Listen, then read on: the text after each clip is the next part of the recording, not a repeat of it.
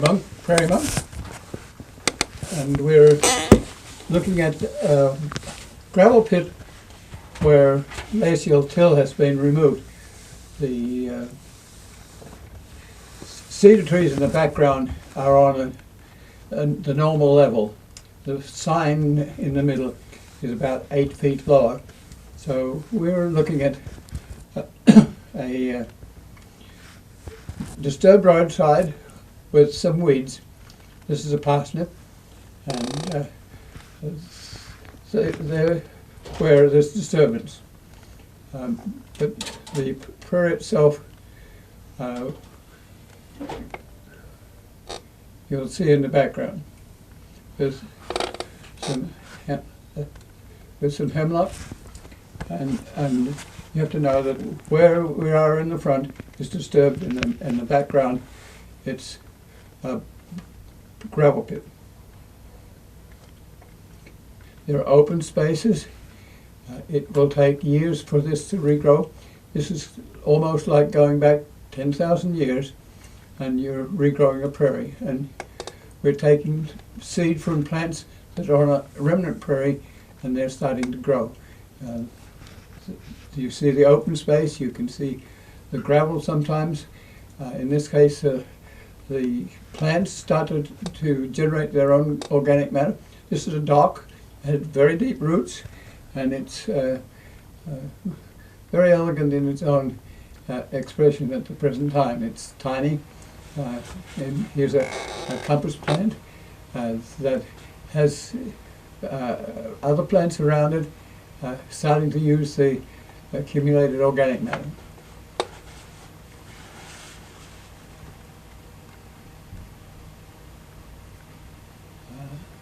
Some open space here. There's liatris as a tall plant. It's starting to show at the moment, and there's roses and compass plant. There's a small compass plant there. This is Indian grass probably, and you see last season's litter, but it's coming through. And in the background you see the accumulation of other organic matter. This is a rosinweed.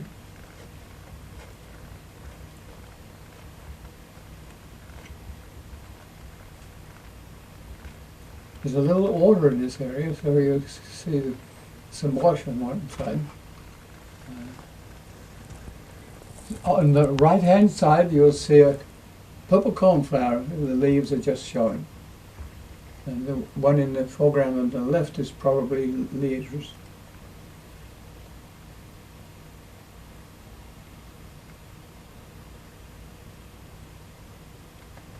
This is a compass plant waving in the wind, but you see we have a little stream coming through, and on the top right-hand corner there's some accumulated water. These plants are growing deep and prevent erosion. Here you can see the gravel.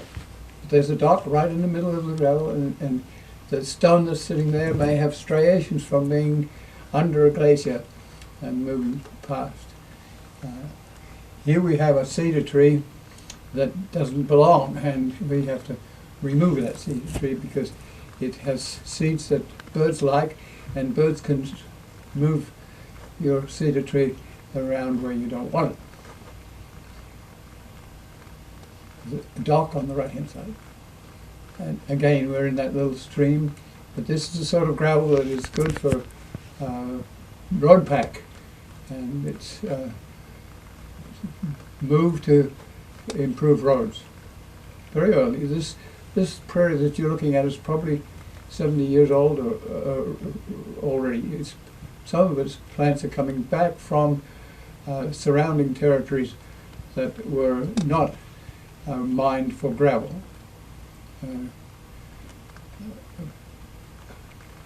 And here is a hybrid plant. This is two selfiums, a dock and a compass plant getting together. So this plant looks like part of compass plant, part of a dock. And we're rather pleased with it. It's my demonstration of. The leaves, you see, are not fully invaginated to be like a compass plant. they're a little bit like a dock. So scientists are interested in this sort of relationship and what is the RNA and DNA of these creatures. Dock in the front hand, and there's a little bit of some of the wetland species, a sedge to the top, in the front, and here it is in more detail. Sedges are not easy to know about because they don't have spectacular flowers and they're a little hard to find. And in the background there's a dock leaf. It's entire as to compared with a compass plant which is invaginated. Now we're looking across at the railroad line, just to remind you that the only prairies we have left are on railroad lines because they weren't allowed to be dug up. And in the front you have a wheelie where someone on a wet day has done a motorcycle circuit, and in 5 minutes they can take out 70 years of growth. So it's coming back at the plant in the middle has been docked and now is starting to grow back from its roots. And this will take quite a while to fill in. 50 years time you'll still be able to see the wheelie. In the front the wind is moving across Prairie Dock. And you see the accumulation of litter just as you would on the interurban sites. And it's organic matter growing in there. It's not enough to burn yet. Sometimes people will add hay to the area so that it can burn, but we haven't done that. This is a friendly weed which we, it's not very friendly. It was used to tease wool, and it's called teasel, and it comes to the cemetery nearby as a dried arrangement. It's very elegant, and it has millions of seeds, and it's a weed for us, so we get rid of it. This one, right on the right-hand side, you'll see some yellow. That's a sweet clover, and it was brought here to provide food for cattle because the prairie doesn't really grow early in the spring, and you want to have your cows calve early in spring. We get rid of that plant. You're looking at a stone, and if you pick up that stone and you spit on it, you might just see the striations where it's been in a glacier that's moved. Now we're looking back at the prairie, and it is all green at this time of the year except for the threads of the grasses which are growing and will come up and express themselves in June. In the background are trees. Some of them are long. One especially is a cottonwood. Rosenweed, we're just getting an idea of these plants coming back and filling in. It may take 100 years for this to fill in. It's slow growing.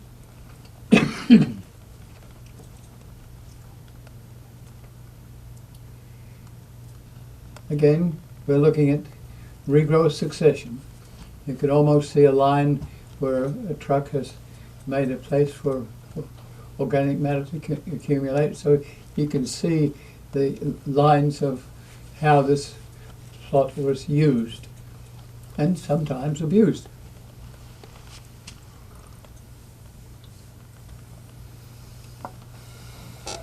We have herpetologists, and they lay down pieces of plywood, and they're looking for the small snakes and turtles and salamanders, and they're very pleased with themselves. They have found quite a few species, some of which are rather rare, and they've written a Natural History Survey article which we really are pleased about because we need to document these areas. I'm going to lift this up, and just yesterday people were there and they found a mating couple, which means we have breeding. You need enough space in your railroad prairie for creatures to breed. And this is wider because it has an interurban and a dual highway that was not built because of 57 went in, and so we've got enough space for creatures to breed. We have an autumn olive tree represented in this picture, and it was brought in to provide food for creatures, but it has spread, so it's a weed tree now. We get rid of it. It's sitting in the middle of the prairie, just a little example. We will remove it and hope that the birds don't distribute it back. Now, right at the bottom you see a dock plant starting to bud. And in the middle you see the grasses accumulating their natural litter and their organic matter, and gradually you get the mycorrhiza and the fungi that make it possible for the soil to be a native soil, not a farm soil that's herbicide and fertilized. And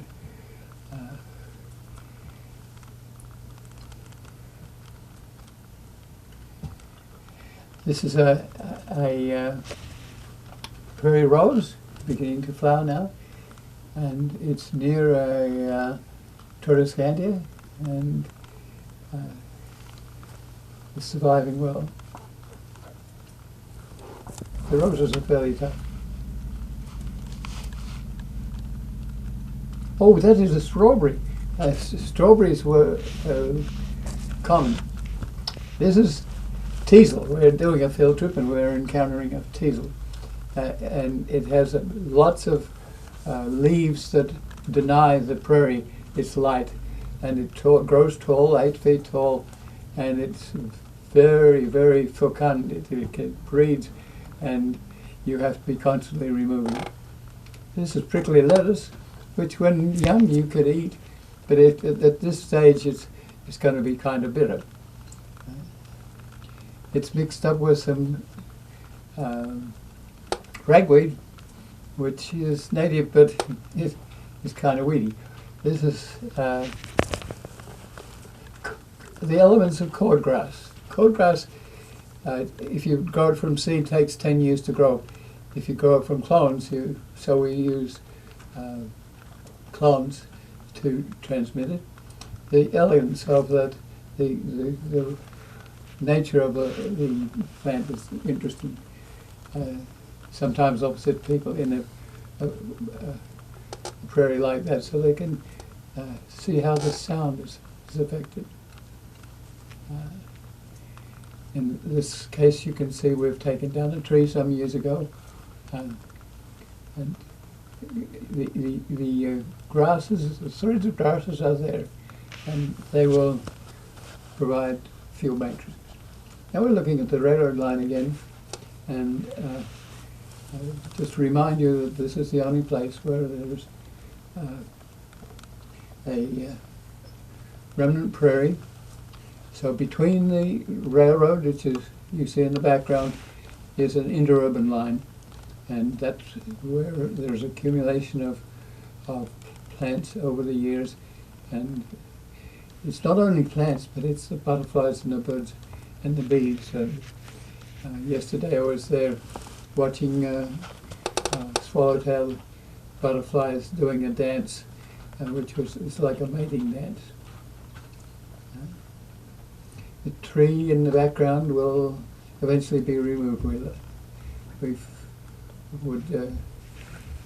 And this is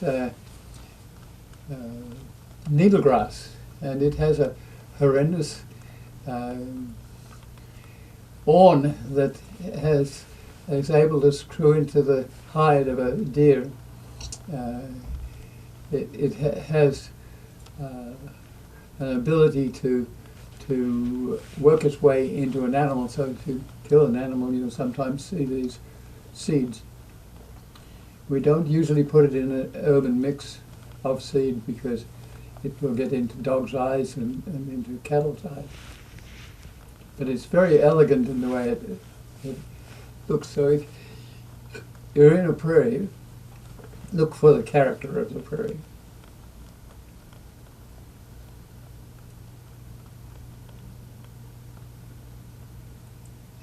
if you imagine that behind this is the interurban bed that we it's taken probably about 70 years to go back. This is a button where it's not. That's not out of focus. It's a sort of an accumulation of material that is part of the fruiting body.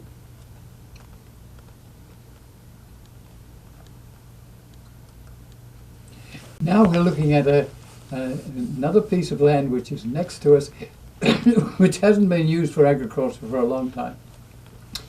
And we would like to do a kickstart program and buy this. So we're between Prairie that we have on the left, 9 acres, and across this 5 acres to the cemetery that provides us with some of the weeds, including teasel.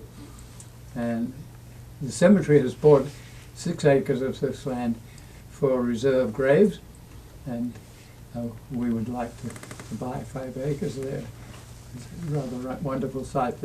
The cemetery is on a little rise, which is not uncommon for glaciation. This is a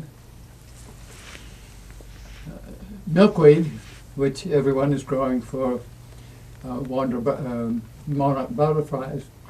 But you have to remember that monarchs are only one of a whole sequence of entomological creatures here, birds and bees and beetles, not the birds. The birds are ornithology.